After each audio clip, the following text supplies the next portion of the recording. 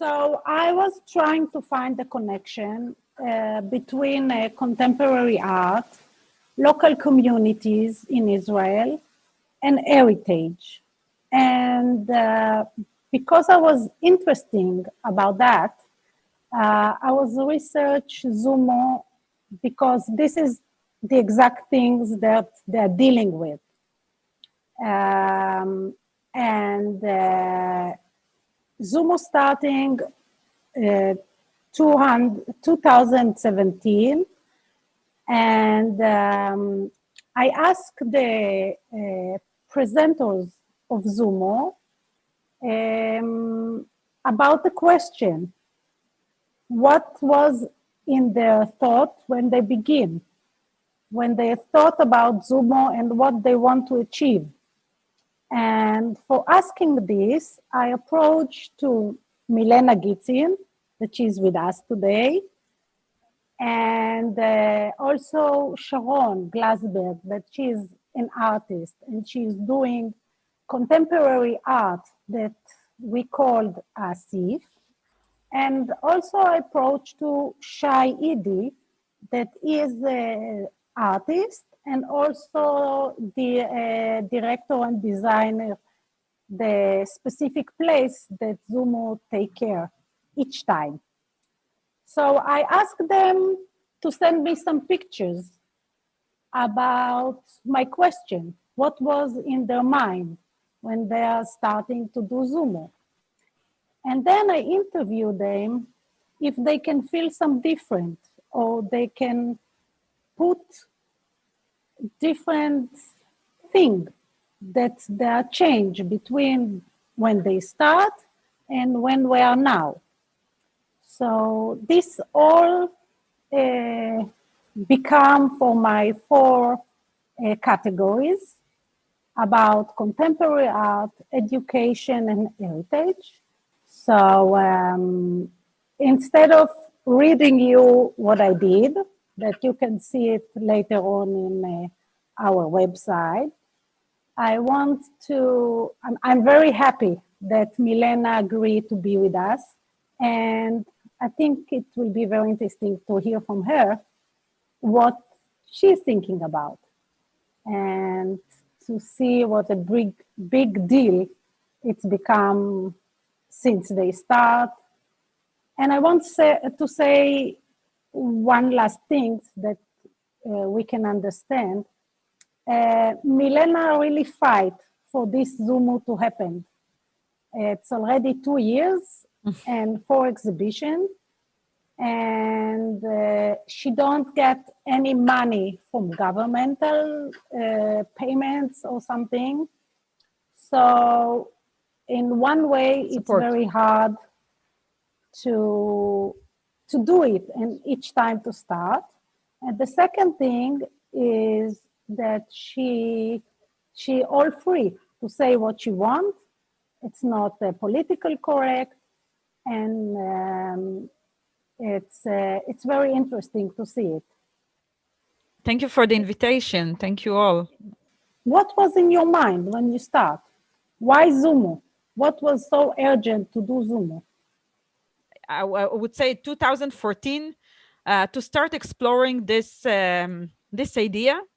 And we started with ZUMO 3 years later after being researching the role of the museum and understanding why many kids or children are not going to a museum, why families are not going to a museum, why they don't take part of this cultural, beautiful festivities that we have here in Israel. Sometimes they go abroad and then they go to a museum, but here it's not part of it. I always bring my own statistics. My son is in the 8th grade. We live in the center of Tel Aviv, and he never been from school to the Tel Aviv Museum. So I wanted to change this reality. And we started actually in a cities, low income cities in Israel, going to the Israeli periphery and trying to build a pop-up museum. So our logo, of course, in 3 languages, ZUMO, It says in Hebrew, Museum on the Move. So what's ZUMO? ZUMO is a museum on the move. It's a community-based museum, a mobile museum which moves through the country, showcasing new exhibitions. One image just that you can feel. We take usually warehouses or neglected buildings, and we make a pop-up museum in every city. But as I started saying, it's a community-based museum. The way we work is that we go for 6 months to every city. We work for around four months on the research of the city, top, bottom, and bottom up. We start with the mayor, of course, and all his staff, but we also work with the grassroots organizations in the city, and we learn what's so unique about the city, what are the strengths and what are the weaknesses of the place, what is interesting in this place, what they would like to present, not as in the form of art, but I mean we come to listen, we come to hear what's on their mind. So ZUMO has 3 legs. As usually, you know that the most important thing in a museum is usually the art. But when we developed the special thing about ZUMO, we decided that ZUMO will have 3 legs, the same height: art, community, and education. And when you go usually to a museum, you see the art, but then if they work with the community, that's wonderful. It's like I always say, it's like a para artistic, yeah, it helping to the arts, and the education itself also become para artistic, helping to the arts to bring their its own language. But for us, we decided to build a format that works with these 3 legs. We are bringing the best Israeli art to every city. We curate a different exhibition for every city. We work usually with close relationship or partnerships with the hosting communities. And we are working on a dialogue-based educational program, turning the visitors being part of the museum itself. Our exhibitions are so big, they're usually containing around 50 artists. Imagine yourself like in a big warehouse or a big contemporary place that usually neglected, and we design it.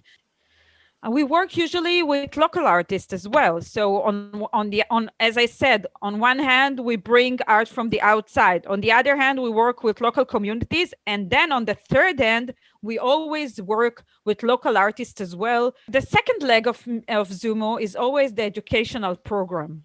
Every school in the city, we have this contract with the city. So we kind of allowing all the kids in the city to come. We have 97% of the cities coming to our museum.